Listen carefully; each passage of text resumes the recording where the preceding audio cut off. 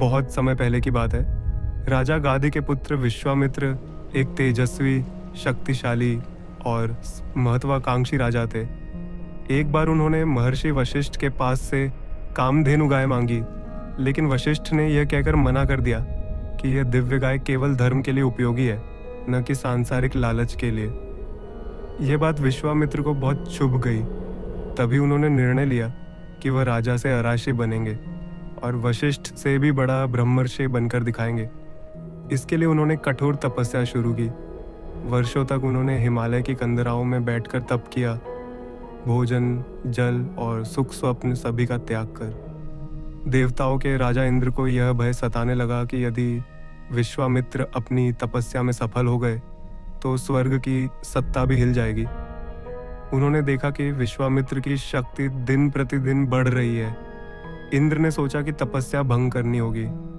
उन्होंने अप्सरा मेनका को भेजा, स्वर्ग की सबसे सुंदर नृत्यांगना, जिसकी सौंदर्य पर स्वयं देवता भी मोहित हो जाते थे। मेनका धरती पर आई। वह वन में उसी स्थान के पास उतरी जहां विश्वामित्र तपस्या कर रहे थे।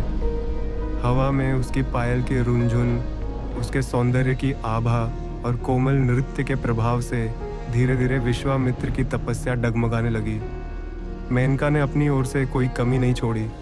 वह विश्वामित्र के निकट गई, धीरे धीरे उनसे संवाद करने लगी और कुछ समय बाद विश्वामित्र को उसका रूप इतना भाया कि वह उसके प्रेम में पड़ गए। विश्वामित्र ने अपनी वर्षों की तपस्या छोड़ दी और मेनका के साथ समय बिताने लगे।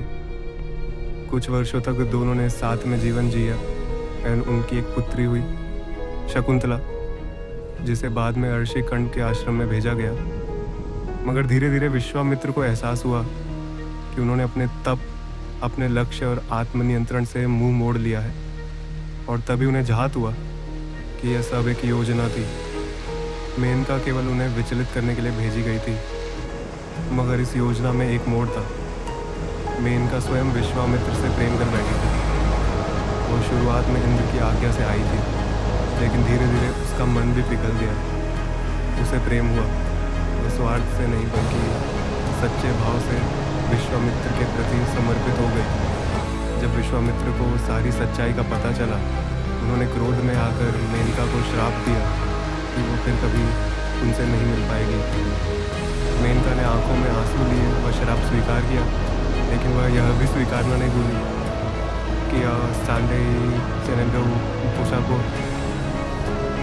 मैं तुम्हें छलने नहीं आई थी, मैं तो प्रेम कर बैठी थी। यह केवल एक तपस्या की हार की कथा नहीं है, ये एक स्त्री के भावनात्मक द्वंद्व, उसके त्याग और सच्चे प्रेम की कहानी है। मेनका ने प्रेम किया पर उसे पाने की जिद नहीं की। विश्वामित्र ने लक्ष्य के लिए प्रेम का त्याग किया